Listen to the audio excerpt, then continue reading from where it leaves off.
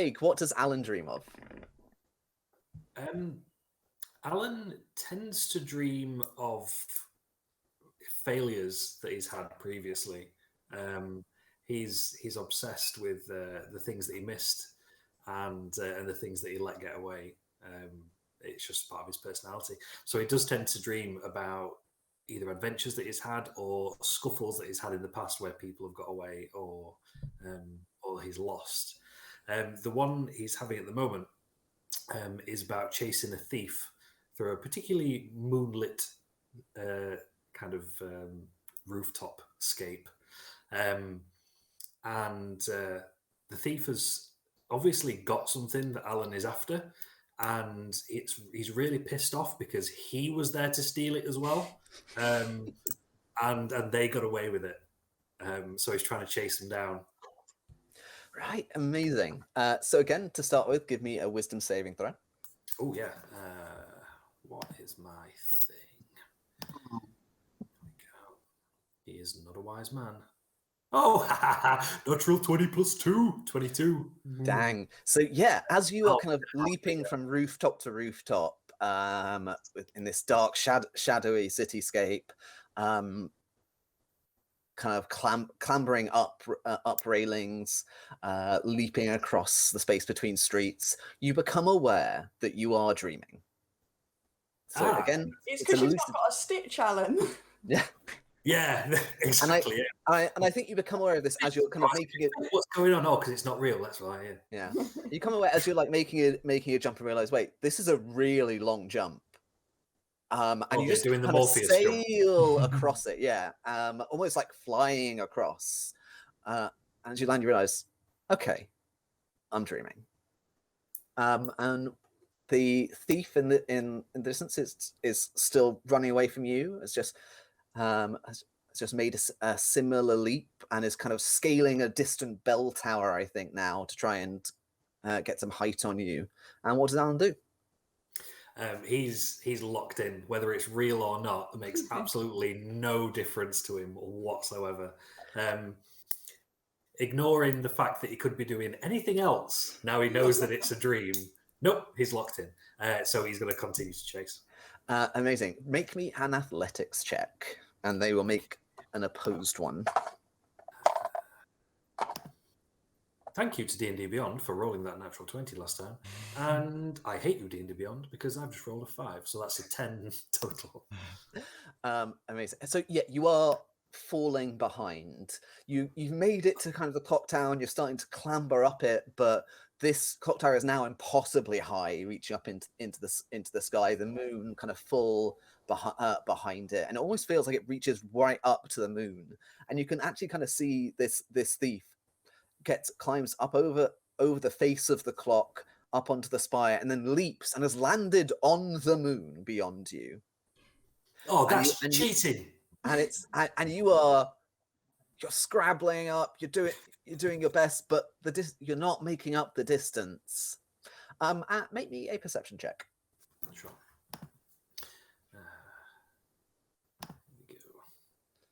Here we go. 23. Amazing. You see, as you're looking up and you're trying to make out how this person made this jump onto the moon, you see perfectly reasonable another figure standing on the atop the kind of clock spire, standing on the edge of the spire, almost balanced on it pretty impossibly, really. And this figure is kind of humanoid, bluish green skin, this faint kind of bluish glow around them. They're a little intangible as well, almost slightly see-through. But this isn't someone you think you've ever met before, and it's weird that they're in the stream with you. And what does Alan do? Is the blue-green character closer than the thief?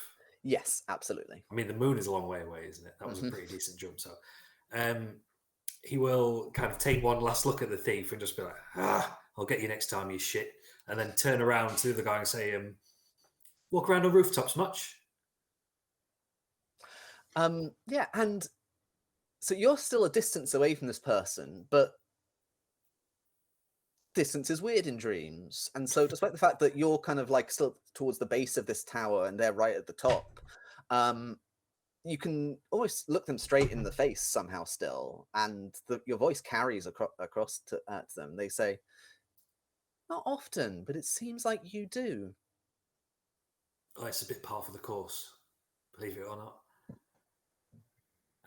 So don't take this the wrong way, but you're a bit blue-green. You all right? Is that not normal? It is for some people. But would you say it's average for where you're from? No, not really. I mean, we have a lot of furry people. We have green people, but no, I don't think I've seen any kind of blue-greeny fellas like you. Right, I've made an error then, and their skin kind of changes tone, and it becomes a kind of more human skin color. Still quite tanned, Oh, yeah. Mediterranean looking, so it still has that kind of like olivish tint. Oh, that's better. You'll fit in much better like that. Thank you. I really appreciate it. Now, aren't you going to keep climbing because you're going to lose them? Yeah, I've lost them already. Don't you normally dream about people you already know? I don't think we've met before. Well, no, this is slightly awkward. I'd been hoping to kind of get a sense of you as a person, and I don't get me wrong. This kind of whole rooftop chase thing was very illuminating. Very, very dogged, aren't you? I like to see things through. Yeah. Yeah. I get this sense of you as a person. You don't really let things go. I mean, I can if I want. Can you though? Let's really. tell you what. Let's just try this whole thing again. And the dream kind of like resets to almost like before even the dream started, the point where you saw this person steal whatever it was that you were stealing, and it's kind of making their break onto the rooftops.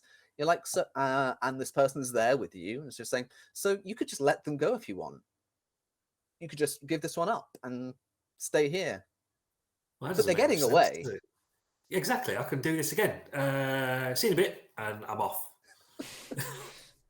And as you were kind of chasing across the rooftops, every time you kind of look around to get your bearings, you see this figure just kind of standing on another rooftop nearby. And we're gonna cut across finally to David. What does Jack dream of?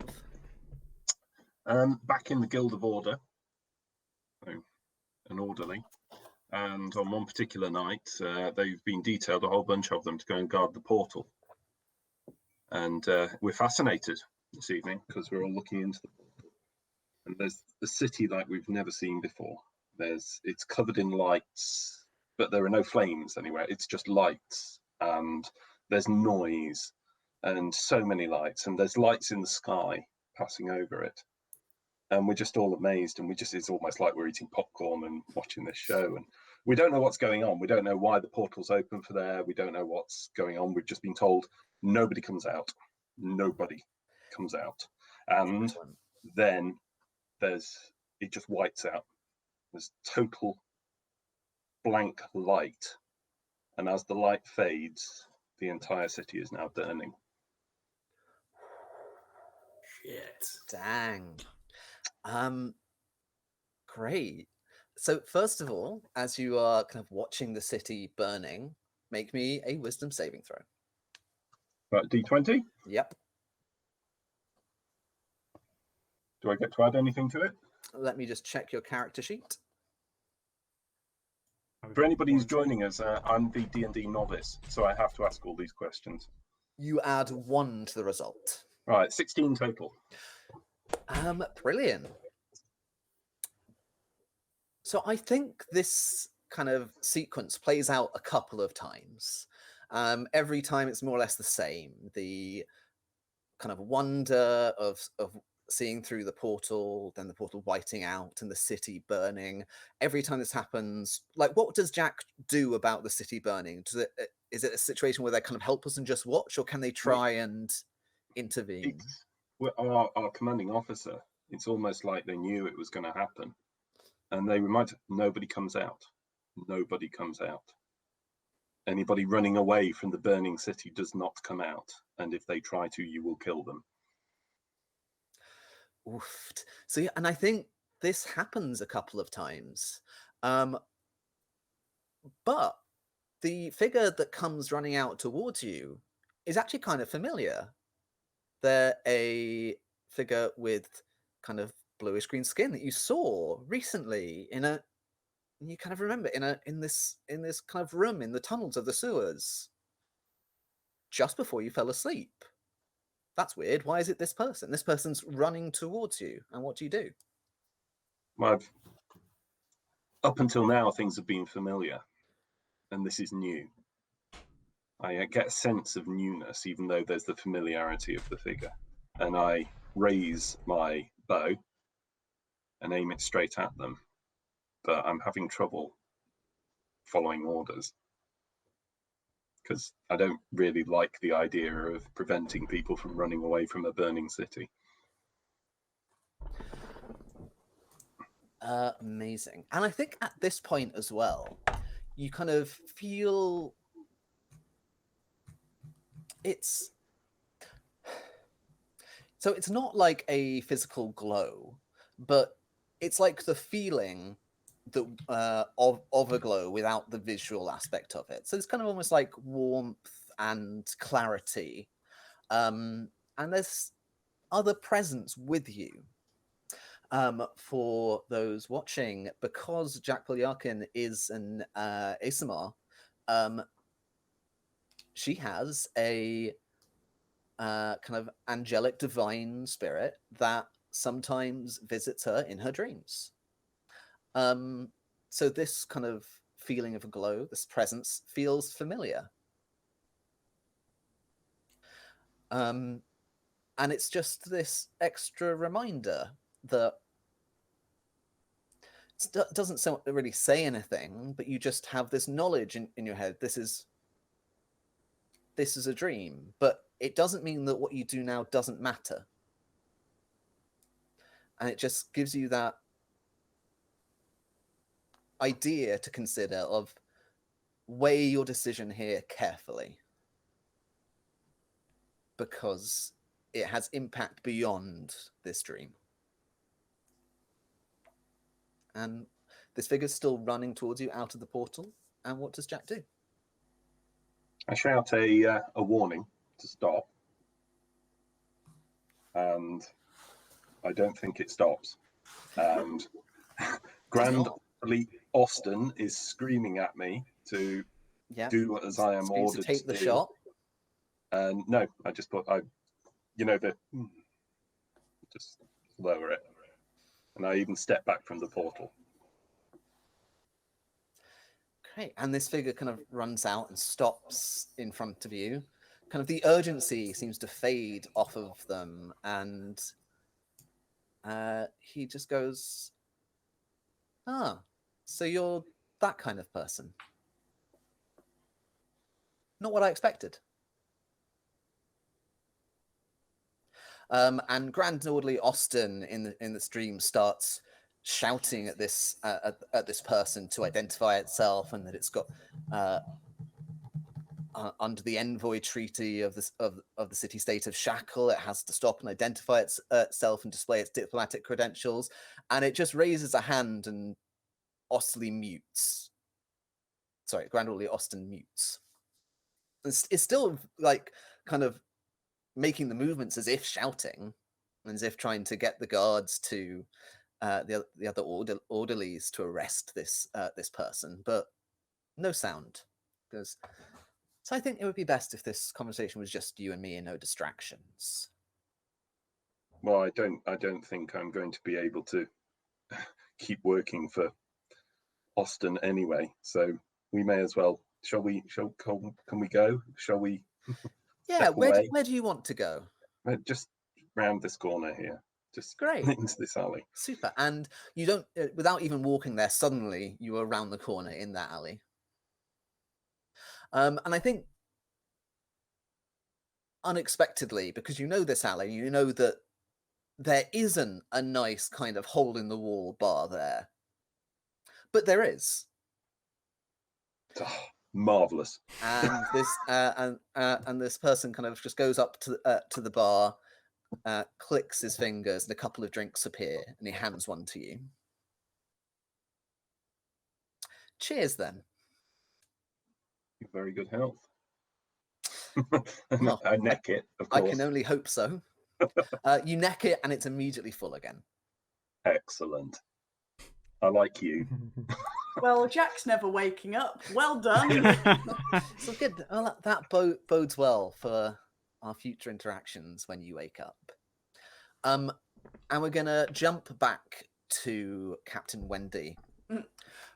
A little bit of progress has happened since we cut away, in that a huge crocodile has emerged out of the water. The boat is listing because the crocodile's crawled up onto the boat. The jaws are snapping, kind of like the sails and rigging is tangled up in its between its teeth. I don't have any beef with the crocodile. Like, yeah. And we're fine. the wild boy is kind of like just up on the crocodile's snout, and it's trying to snap at him, but he just leads it on a merry dance to eat up more of your boat. And what is Wendy doing? Bear in mind, Wendy is kind of aware of what's happening, aware this isn't quite real. Yeah. Can I mind link with the crocodile? You absolutely can. This is yeah. Now, technically, this wouldn't work unless the crocodile was an intelligent creature who could speak at least one language. In this dream, it 100% works. Brilliant. And the crocodile, you get a kind of glimpse into its mind. It's going, gonna eat that goddamn kid. Gonna eat that goddamn kid. Yeah, with a steady beat to these thoughts, almost like a tick. I like it. Okay, so actually, for copyright reasons, actually, I'm going to say this is an alligator.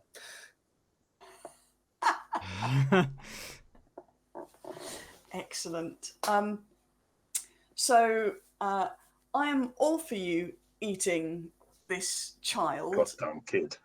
But can you please maybe not destroy my boat, if possible?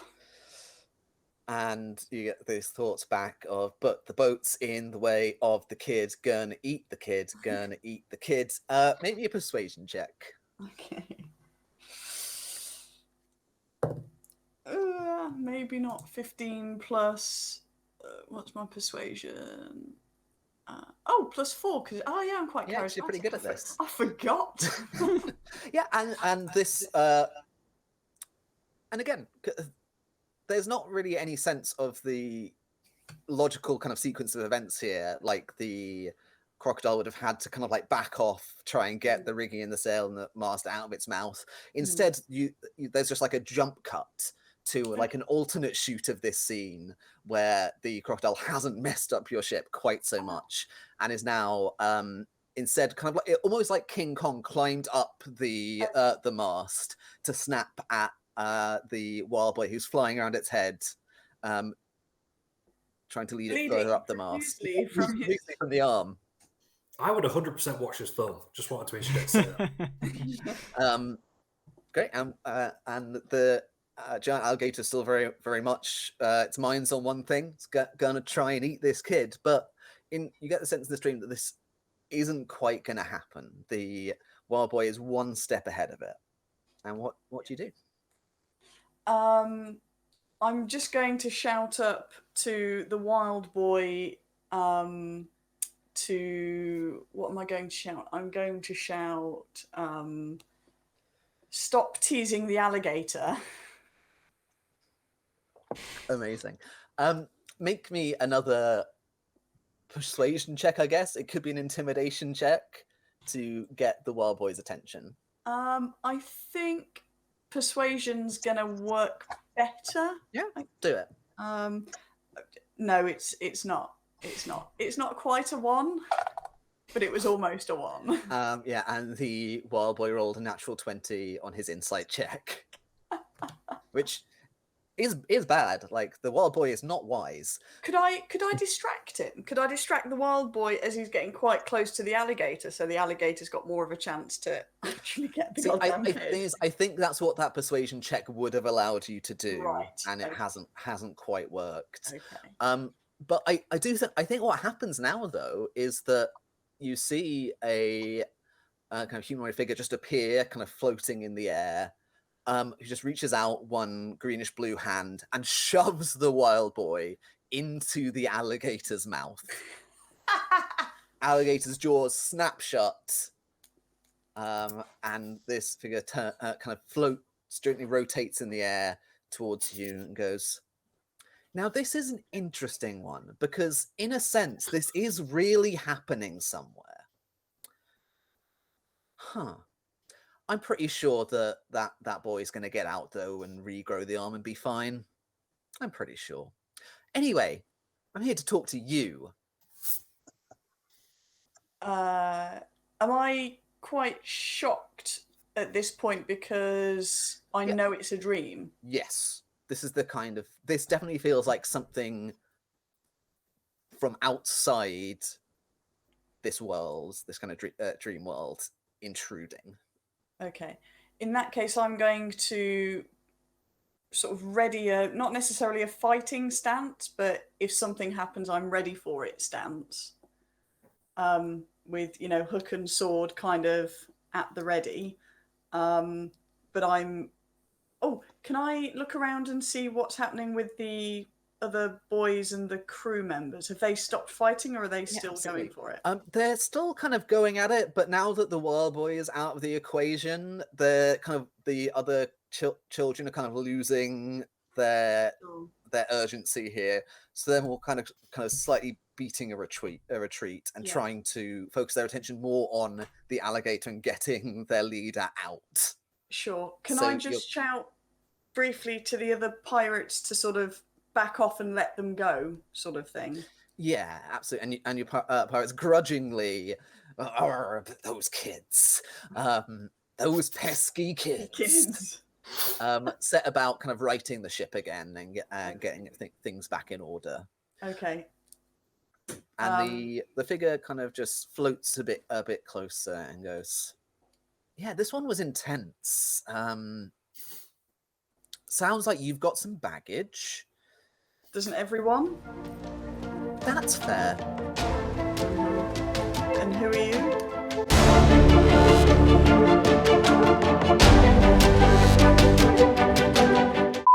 I will do what I always do when I get homework, and wing it. Love it.